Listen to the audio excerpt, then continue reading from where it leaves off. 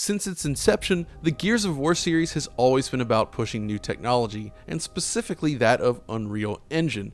And with Gears of War 2 now made available via the backwards compatibility program on Xbox One X, I figured it was worth looking back at what these games have achieved over the years and how it looks on the Xbox One X. And to do that, I am joined once again by Alex. Hey John, how you doing? Pretty good. You ready to talk about some Unreal and Gears of War here? I'm always ready for some Unreal Engine. Let's do this. Excellent, because now with the trilogy fully available on Xbox One, it is the perfect time to revisit these games. And Gears of War 2, I think, is an important one because it showcases major improvements over the original engine. But before we dive into Gears of War 2, we should probably first reflect on the original game.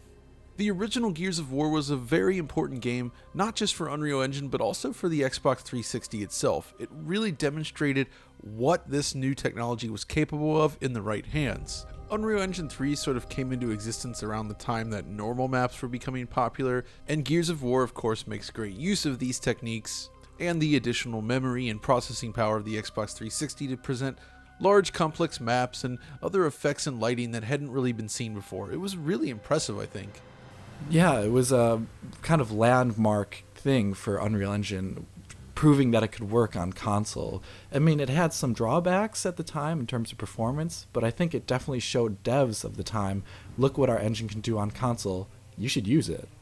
Yeah, for sure, and the engine did go on to become extremely popular, and they did in fact release an enhanced version known as Gears of War Ultimate, where they basically remade the whole game.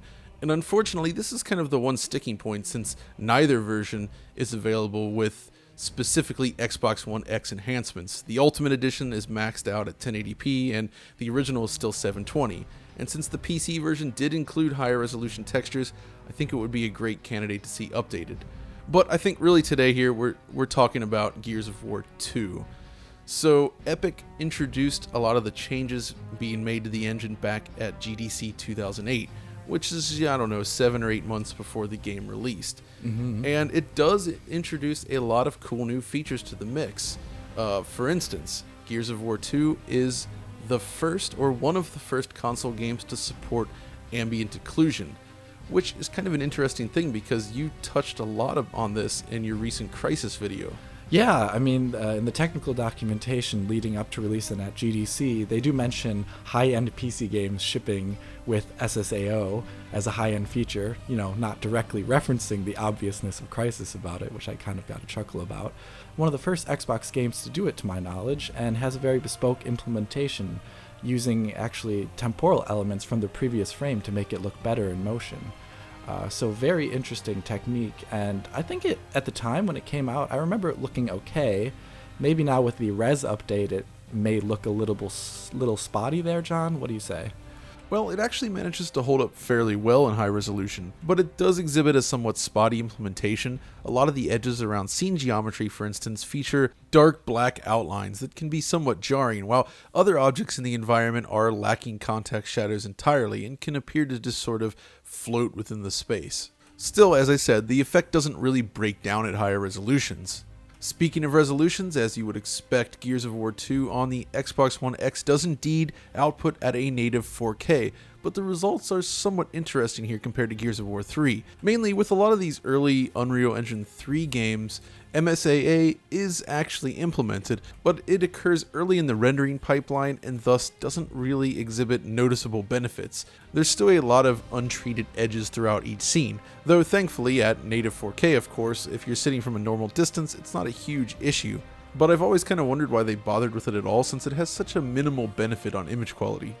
That's the one funny thing about it. I know they dropped MSAA for Gears of War 3 to free up GPU time, but that's kind of like an artifact of the early lifetime of the Xbox 360, where they imagined they would use EDRAM for MSAA for a variety of games that would be forward rendered. So Gears of War 2 having it it's kind of funny because they kind of really don't need it given how it doesn't work too often, and how much prettier or better could have the game ran at the time if they didn't use MSAA. Yeah, I think they just needed some sort of AA solution that kind of made sense in 2008. And things like post-process AA weren't really a thing yet. Not at all, yeah. And that actually does work better than the MSAA implementation in Gears 2, so I think that's one of the reasons they switched to it for 3.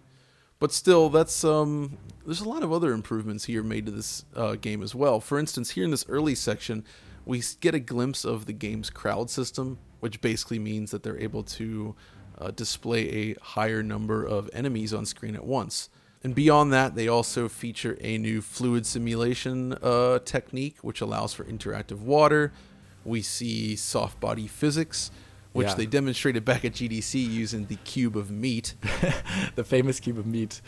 Yeah, and I think they went for it for this game because Gears of War 2 is set within a lot of the Locust sort of strongholds underground, so you actually see a lot of fleshy structures that you may not have caught in the original. I think you interact with these like giant worms at a number of points as well that you can take cover behind.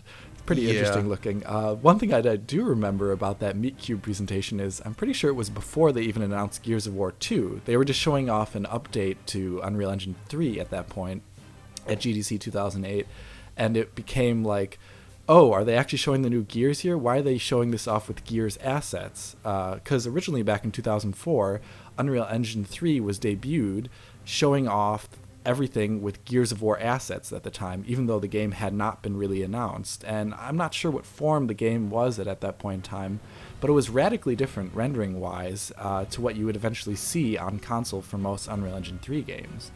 It had things like real-time lighting for all of its lights for the most part, other than like the sun. It had dynamic shadows. It had parallax occlusion mapping, which I think they called like virtual displacement mapping or something like that at the time.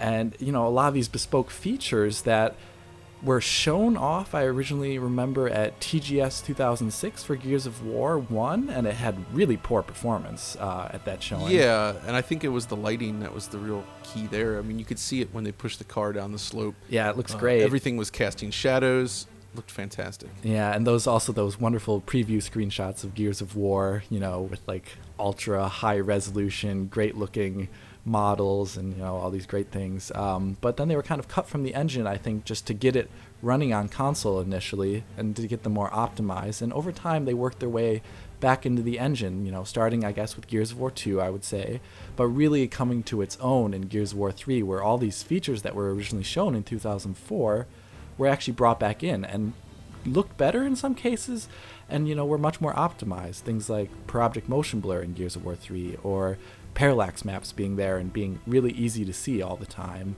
or even some screen space effects, which you and I have talked about before in another video. Yeah, and of course, like the God Rays, for instance. Yeah, great looking stuff. They actually brought in cascaded shadow maps with adjustable time of day, which allowed for some rather interesting situations. They do a lot of flashback stuff, which also makes use of the weather features to sort of like really bring it a new atmosphere to the game. That really worked quite well. Yeah, Gears of War 3 is still a stunning looking game, I think. But yeah, revisiting Gears 2 then has been rather interesting because it was kind of at this midpoint, I guess, in terms of technological evolution of Unreal Engine 3, and there's some rough edges to it. A lot of the interior areas seem to be lacking any sort of like rich lighting. At high resolution, it kind of reveals a lot of the limited assets used in the distance. Like there's these mountain ranges early on with very low quality textures and just trees everywhere, and it doesn't look great when it's rendered at a high resolution. I think the 720p rendering resolution allows you to sort of envision what might be there, but when you actually see the detail that is there, it's like, oh, okay, well. Oh, that detail. It's a word in quotations. Yeah, exactly. One thing that's interesting is this is before they introduced, what is it called, Beast or Light Mass into the engine? Correct. Yes, exactly. Gears 3 was the first with a light mass, I think. Yeah, and so you have like this problem where a lot of scenes had to be manually lit by artists with fill lights, and it could make it so that some scenes were probably better lit than others, as they had to go in there by hand and placing them all, making it try and look plausible at the same time as not spending too much time there. So things like light mass being added later just made it look better, and I would imagine Gears 3's interior scenes look way better than those in Gears 2 right now. Yeah, exactly. Light mass had a huge impact on the general like illumination of each environment in Gears 3. And you can definitely see the issues with the lack of such a solution in Gears 2. Now, what's interesting actually is that I think so. Gears of War 2 released around, I think it was the same year as Mirror's Edge, Yeah. which was 2008. And Mirror's Edge did actually have some sort of baked GI solution in place to sort of simulate, I guess, light bounce or whatever. Even though it was all baked, but it looked really, really nice at the time, and it was a huge step up from the default features included on Unreal Engine 3. Yeah, and it really shows off. I think that's a game that scaled over time in terms of its graphics much better than Gears of War 2 here. Sure, cleaner lines and, not as much texture detail, I would argue. But because it did rely on such a bespoke, baked implementation, it still looks good. It's not interactive, but hey, it looks fine. Yeah, exactly. So that's kind of where I'm at then with Gears 2. It's a good-looking game in a lot of ways, but the flaws really shine through. The manually placed lighting, the often low-resolution textures. It doesn't hold up as well as I'd like, at least especially in the outdoor areas. Once you get underground, it's actually not bad, but the other thing that's missing from Gears 2 that I always liked was the selectable render modes, like the dreamy mode whatever they called it. Remember that in Gears 1? Yeah, like I think there was one called like gritty and like soft, bleak, or I don't know. They had all these great names where like just like color correction that the game would do.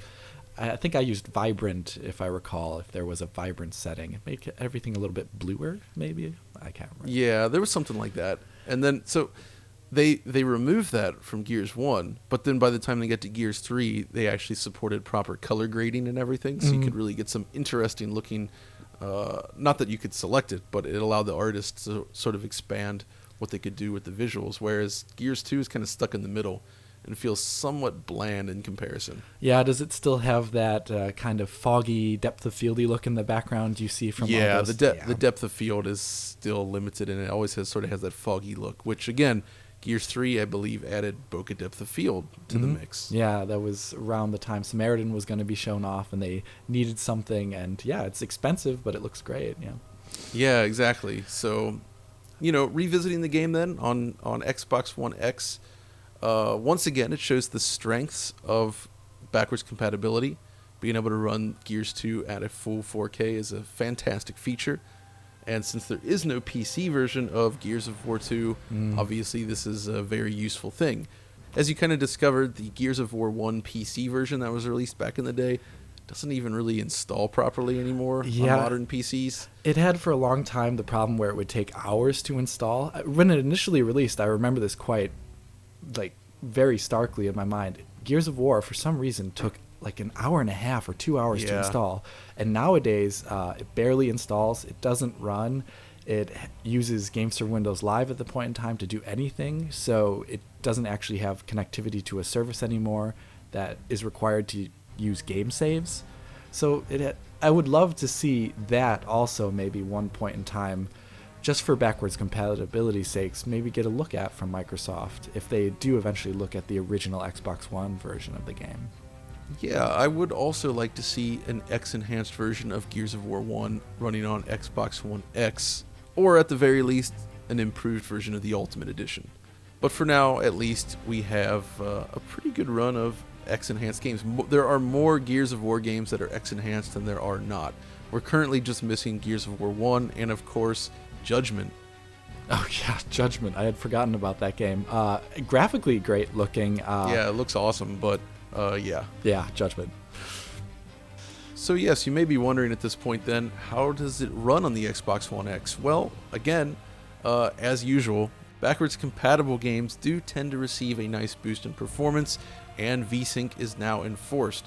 But during my play session, I didn't actually encounter any sort of slowdown at all, which again, it's actually still rather smooth on an Xbox 360, and it does run a lot faster than Gears of War 1 did. Yeah. But, any of the remaining slowdown seems to have been cleared up, so there's not an issue there at all, which is cool because this game does sort of also push out other effects, like Gears of War 2 was the first with somewhat destructible environments, where you could sort of chip pieces of the environment off as you shoot it, like on pillars and whatnot, similar to what we saw later with Killzone 2, actually. Yeah, that one famous scene in Killzone 2. And you were saying they make a direct call out in that scene when they want to show off the tech. Shoot those Yeah. pillars. I love It's like, yeah, that the kind of guys, they're stuff. behind the pillars. And you're just like, yep.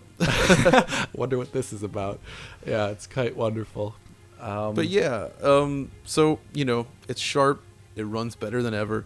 But it definitely does highlight some of the limitations inherent in Gears of War 2 during this sort of teething stage of Unreal Engine 3. It was running better on consoles, but it was still lacking some of the features that would really allow it to shine later on with Gears of War 3 and beyond. Mm-hmm. But before we jump off, is there anything else you wanted to add about this, Alex? Well, just one last thing I think is kind of interesting in the game is the character lighting. Being Oh, also kind of... The game, as we talked about earlier, had a lot of hand-placed lights and a lot of hand-placed fill lighting. Like, basically you had direct light sources that you would see very starkly, but then all the global illumination was set by artists with, like, spherical lights all around the level. And so characters, to even look like they're placed in the level at all, had to have, like, a specific bespoke system of how their lights were all kind of combined together to make it look like they weren't just floating there. And you talked about it yourself, like, characters look pretty okay in the environments, especially in comparison to Gears of War 1. But, yeah, exactly. But you said, like, there's a couple of scenes in indoor areas where certain objects, even with the SSAO, almost look like they're floating. Exactly. And you won't see this with later Unreal Engine titles, but it was something at the time that, gosh, it just reminds me so much of that era's Unreal Engine. I wasn't always a huge fan as a result of everything in the engine and how it looked and presented it on screen, but it eventually matured and got to that point where now I can look back and say, yeah, Unreal Engine was pretty great last gen. Yeah, I think so too, and Gears 2 was an interesting stepping stone in that regard. But I think that's about all we have for today. This is sort of a random conversation about these games, I think, but thanks for joining me on this crazy ride, Alex. As always, it's a pleasure, John. All right, and if you enjoyed this video, be sure to like and subscribe and ring the bell up there in the corner if you don't mind, because that does help out our channel quite a bit. And of course, if you want to chat with us, follow us over on Twitter. And until next time, this is John and Alex signing off. Good stuff.